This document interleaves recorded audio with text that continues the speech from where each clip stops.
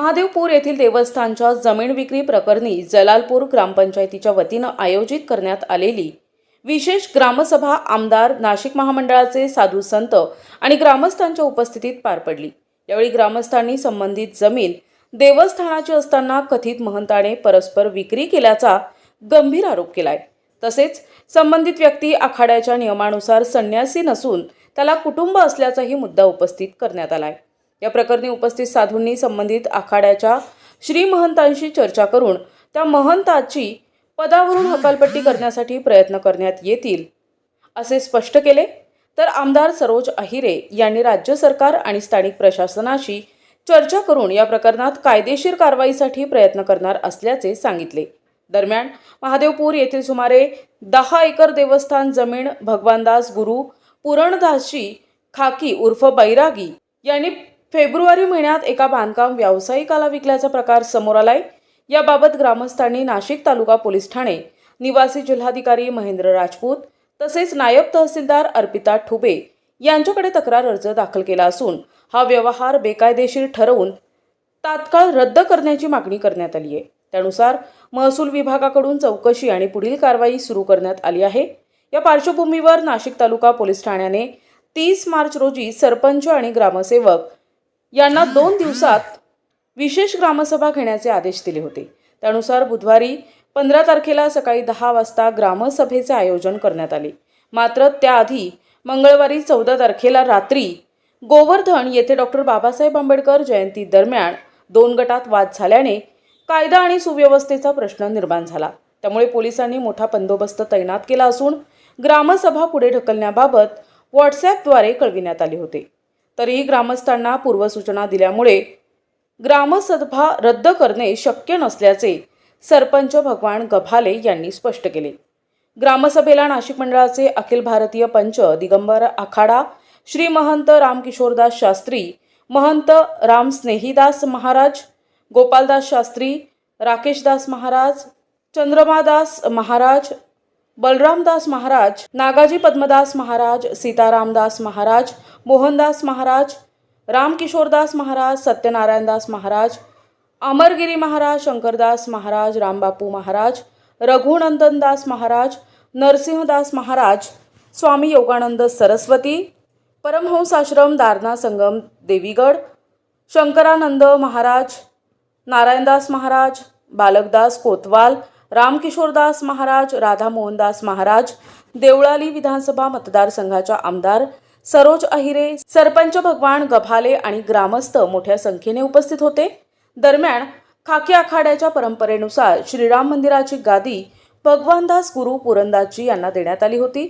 मात्र त्यांनी ब्रह्मचारी असल्याचे भासवून आखाड्याची आणि साधूंची फसवणूक केल्याचा आरोप करत त्यांना आखाड्यातून आणि महंत पदावरून निष्कासित करण्याची मागणी नाशिक मंडळाकडे लेखी स्वरूपात करण्यात आली आहे।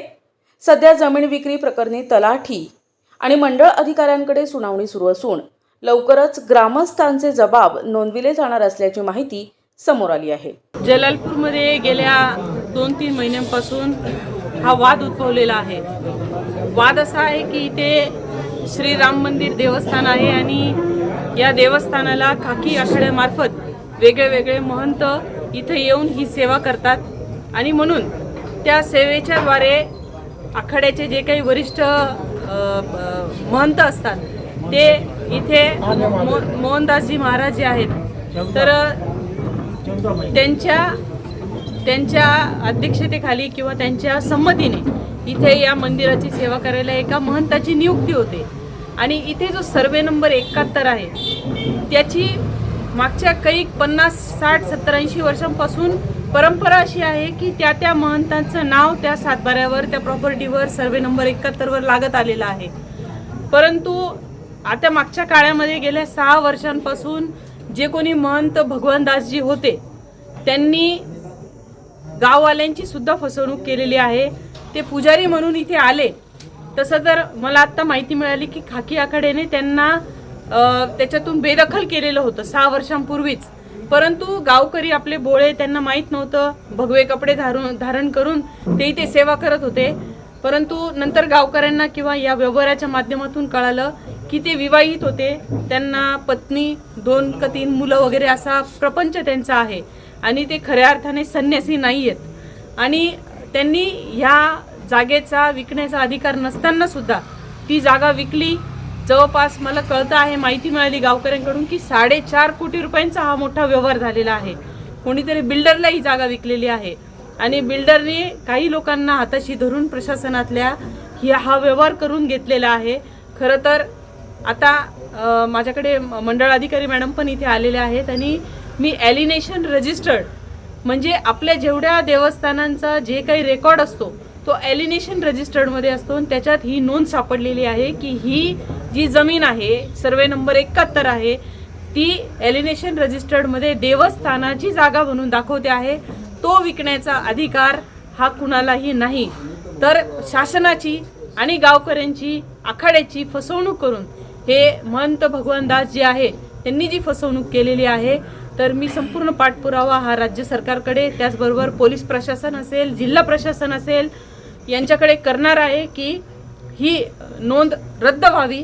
त्याचबरोबर मी आता खाकी आखाड्याच्या सर्व महंतांना विनंती केली.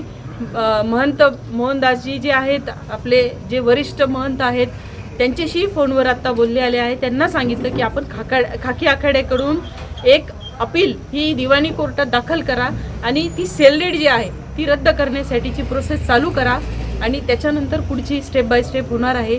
ही जी मोठी फसवणूक या साधू महंतांची एका प्रकारे झालेली आहे, गावकऱ्यांची झालेली आहे, त्या फसवणूक करणाऱ्याला योग्य ती शिक्षा व्हावी हीच आमची सर्वांची भूमिका.